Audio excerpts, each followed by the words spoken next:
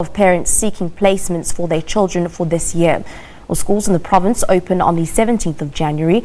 Parents who still have admission challenges have been urged to go to their nearest admission centres between the 13th and the 14th for further assistance. Gauteng MEC Panyaza Lesufi says there are 31,000 pupils that still need to be placed before schools reopen, and the province is ready for this mammoth task. From next weekend, parents who have not registered their children for school and those who are still awaiting feedback on the status of their online application will be given feedback. And the number is growing. 31,000 pupils are still waiting to be placed. We are asking parents, if you have not applied in 2018, we will take the name of your child, but you must know that 31,000 people are ahead of you. So we have to wait for us to place that 31,000. By the time we come to you, if there are openings, we'll gladly place your child. But if there are no openings, we'll communicate with you that we can't place your child. This has placed increased pressure on the financial ability and teaching capacity in schools. Where schools have lost or their enrollments have gone down, we will have to take those teachers and take them and redeploy them to where learner numbers would have gone up. And that is the whole story about post-provisioning. And it's important that we clarify that particular matter, MEC. We received a very threatening letter from one organization that calls itself Solidarity, that they want to take us to court on this matter. And my message is very simple: bring it on. And has caused unhappiness from some quarters. On the waiting list, what they've done, if you speak English, Xhosa, Zulu, they skip you and they look for somebody to speak Afrikaans and pull that person upwards and undermine people that have applied on time. We told that school to stop. They've taken us to court. We are going to court this week. Next week, World School Overfall. We are going to court with them when? On Tuesday, next week Tuesday. Parents are urged to go to their nearest district offices to avoid disappointment when schools reopen. Nozintombi Mia, SABC News, Johannesburg. For more on the story, we are now joined in studio by a Gauteng Education spokesperson, Mr. Steve Mabona. Very good morning, Chief. Thank you very much for joining us this morning. Thank you very much.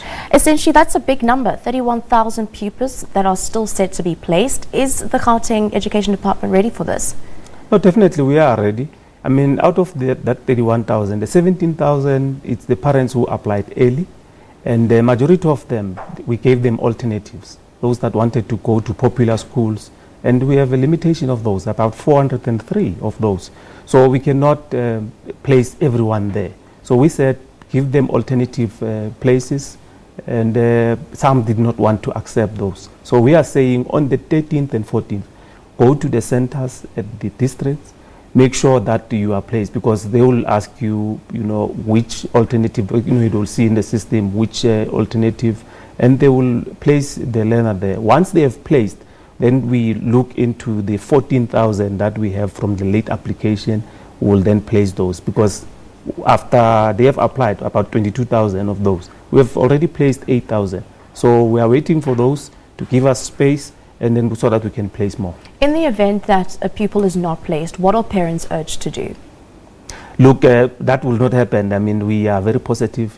Hence, we are calling upon parents to say, come to our open days. We have identified 13 and 14. It's a weekend.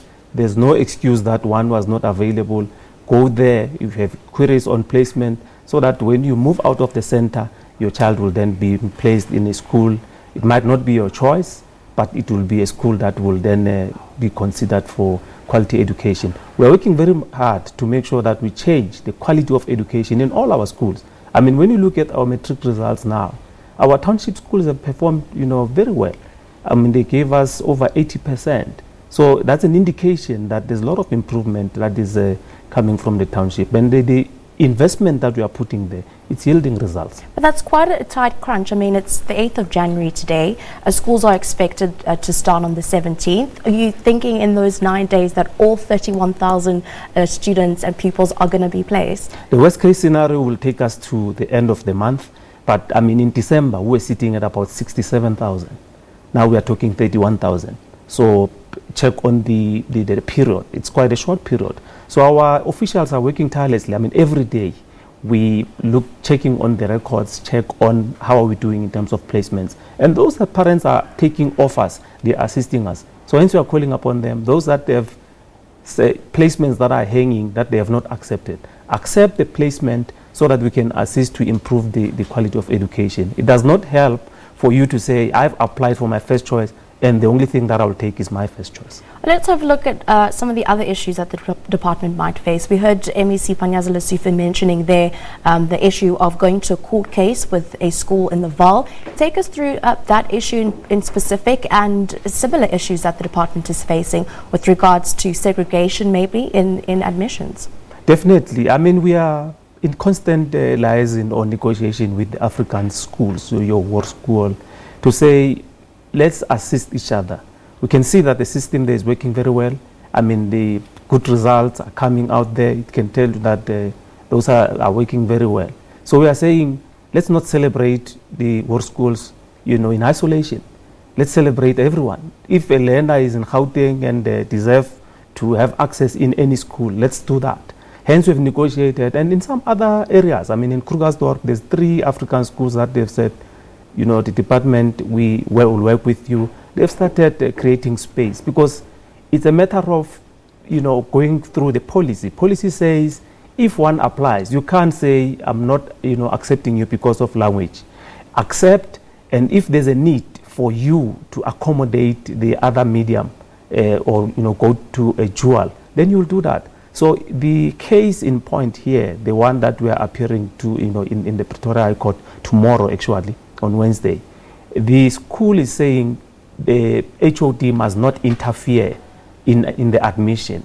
But we have a reason to do that. I mean, we know that there's space.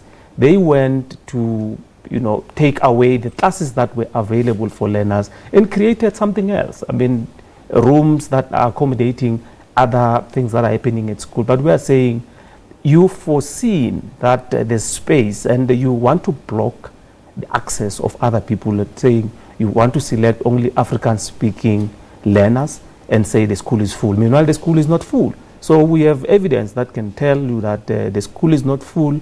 They decided to devise some means of saying the school is full. So hence we are going to court. We will respond to their papers to say, as the department, this is what we have. And probably the court will be fair enough to say, constitutionally, you can't deny anyone because of language. You need to make sure that you create that space. If there's a need, then you must make sure that you improvise and accommodate other language, because it's a matter of a need. If there's a need, then accommodate. You can't say we want to be exclusively Africans. Then by that, you are saying no one must come in if they don't want to do Afrikaans.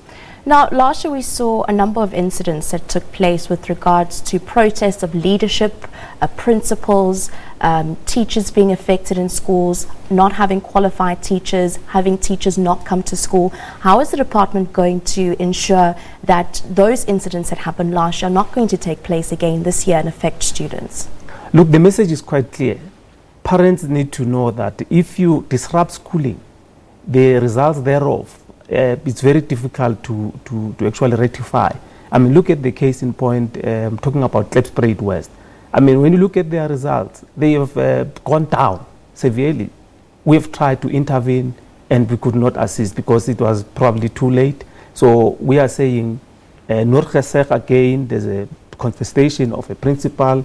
They are saying they're going to disrupt. We are saying it's not an easy thing to disrupt. You might see yourself as doing the right thing, but you must know that the repercussions thereof, they are dire, because it's not easy for you to go back and say, let's rectify. So we'll work with the stakeholders and make sure that we have principles that are accepted in the communities, but we cannot be held at ransom to say we disrupt and to toe the line. We are saying, let's move out of the school and come negotiate and find a solution on the way forward. But how is the department going to ensure that that doesn't happen? Are there increased security measures? Are there other contingency plans that have been put in place to ensure that doesn't happen? Look, to a certain extent, we need to appeal to the communities to say, let's not lose sight. I mean, let's be focused and make sure that we think about the future of our children. I mean, you can have as much as you can in terms of the security and the police and everyone else, but the environment that is full of security and police and all that, it's not an environment that is conducive for teaching and learning. I mean, learners will be probably inquisitive. I mean, when we talk about the primary school, they will probably, peeping through the windows, wanting to know what is happening outside. That process is destabilizing us. So the solution is for us to interact with the communities, parents, work with us. Let's not disrupt schooling because it's not taking us anywhere. Thank you very much for joining us in studio. Of course, Gauteng Education spokesperson, Mr. Steve Mabona, taking us through the influx of those 31,000 pupils that still need to be placed this year, as well as the Gauteng Education Department's plan for 2018 and that rollout. Well, the identification process of the bodies of the victims of a train crash between Kroonstad and Henneman is expected to resume today. 19 people were killed and more than 100 injured in the crash which happened last Thursday. Several other people are still missing. The Shosholoza mail train was travelling from Port Elizabeth to Gauteng when it collided with a truck at a level crossing. Meanwhile, the family members of a 14-year-old boy who is still in hospital following the train crash in the Free State on Thursday say they are happy that all their relatives who were on the train are still alive. 6 members of the same family were among the scores of people injured in the collision.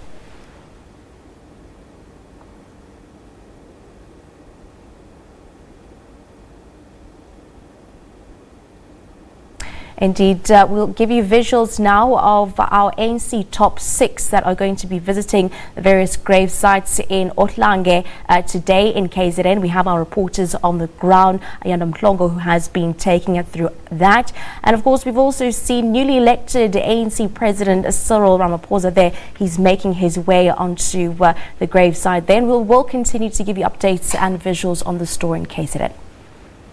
For now, though, let's take a short break. Do stay tuned to Newsroom.